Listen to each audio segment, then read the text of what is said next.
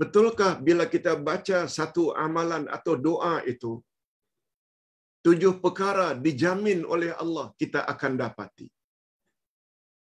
Kononnya hadis itu hadis qudsi, bahwa Allah SWT telah berfirman dalam hadis qudsi,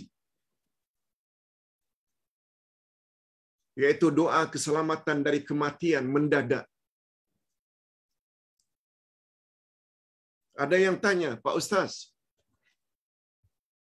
sampai di mana derajatnya hadis ini, Pak Ustaz?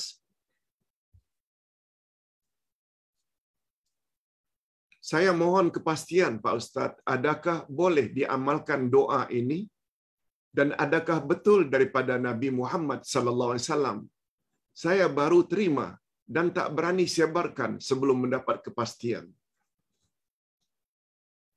Riwayatnya panjang. Doa selamat dari mati mendadak, itu topiknya. Cukup dibaca sekali seumur hidup.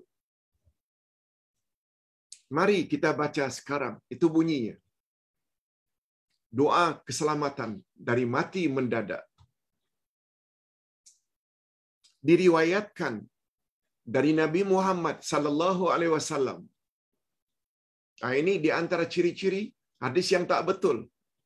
Bila digunakan istilah diriwayatkan. Bukan si fulan meriwayatkan. Di antara ciri-ciri hadis yang tidak betul. Diriwayatkan. Bahwa Allah Subhanahu wa taala telah berfirman kepada Nabi Muhammad sallallahu alaihi wasallam. Apa kata Allah? Wahai kekasihku Muhammad, tidak ada seorang pun dari umatmu yang membaca doa ini walau sekali dalam umurnya, kecuali dengan kemuliaan dan keagunganmu, aku, kata Allah, akan menjamin untuknya 7 perkara. 7 perkara. Apa dia 7 itu? Allahu Akbar. Cantik belaka. Macam mana orang tak tertarik? Yang pertama, aku akan angkat kefakiran, kemiskinan daripadanya. Dia tidak akan fakir, tak akan miskin. Aku akan angkat. Yang kedua, aku akan amankan dia dari pertanyaan mukar wa nakir, dari azab kubur. Aku akan amankan. Yang ketiga, kata Allah, aku akan tuntun dia ketika meniti siratal mustaqim. Masya Allah. Allah yang menuntun. Yang keempat, aku akan jaga dia, pelihara dia daripada mati mendadak. Yang kelima, aku haramkan neraka daripada menyentuh kulitnya. Yang keenam, aku akan menjaga dia dari himpitan kubur. Yang ketujuh, terakhir, aku akan melindungi dia daripada kemurkaan raja yang zalim dan jahat. Oh, cantiknya. Bacaan-bacaan itu sungguh banyak dan cantik belaka. Ada 12 macam bacaan. Antara lain, La ilaha illallah al-jalilul jabbar. La ilaha illallah al-wahidul qahhar. La ilaha illallah al-karimus sattar. Seterusnya sampai 12. Ustaz hanya nak beritahu,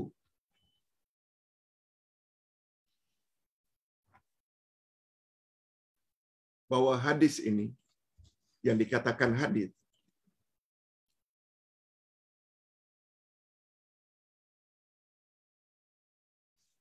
telah dikeluarkan oleh lajnah fatwa daimah, iaitu fatwa Arab Saudi, Jawatan Kuasa Fatwa Arab Saudi, di dalam lajnah fatwa daimah number 21.084 21084 Darul Ifta, yaitu Jawatan Kuasa Fatwa Arab Saudi yang sangat disegani. Dan Ustaz dulunya sejak tiba di Malaysia selama 29 tahun sejak tahun 1980 hingga 2009. Maknanya 29 tahun bekerja di bawah lajnah ini, Darul Ifta. Hampir 30 tahun Ustaz bekerja di Arab Saudi di bawah lajnah ini, iaitu Jatuhan Kuasa Fatwa Arab Saudi. Mereka telah memutuskan bahawa hadis itu la aslalah, tidak ada dasarnya dari Nabi. Maudhu', hadis itu adalah palsu. Hadis itu adalah dusta, mungkar. Itu yang telah keluar di dalam Jawatan Kuasa Fatwa Arab Saudi yang telah mengkaji dari segala sudut bahawa hadis qudsi yang dikatakan amalan begitu walaupun sekali seumur hidup bebas daripada 7 perkara. Ustaz nak tambah sedikit. Hadirin dan hadirat, apakah dengan hanya membaca 12 macam zikir itu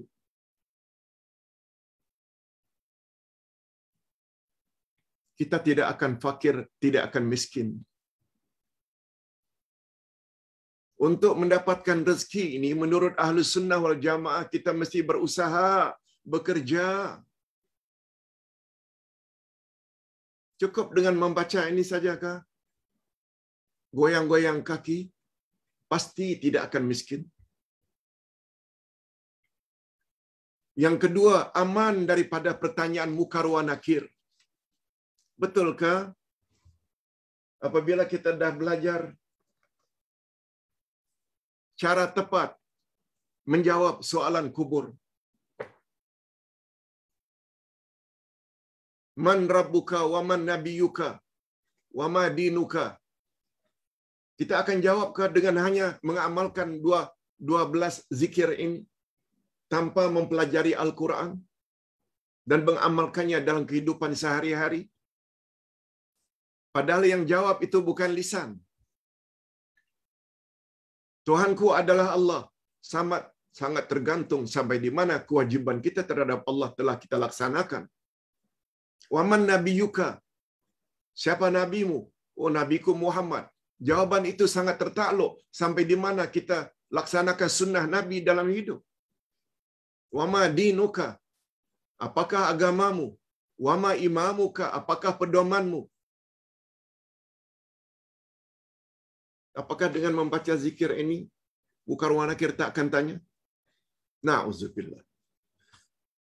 Akan dituntun siratal mustaqim oleh Allah, akan tuntun sampai ke syurga.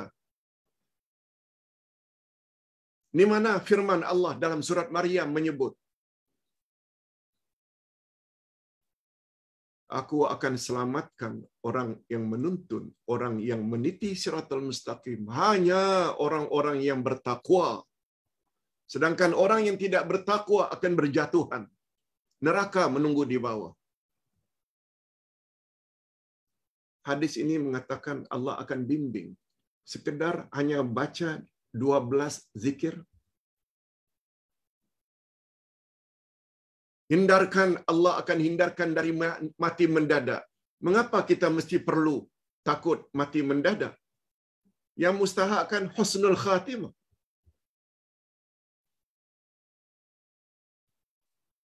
Kita baca doa ketika keluar rumah.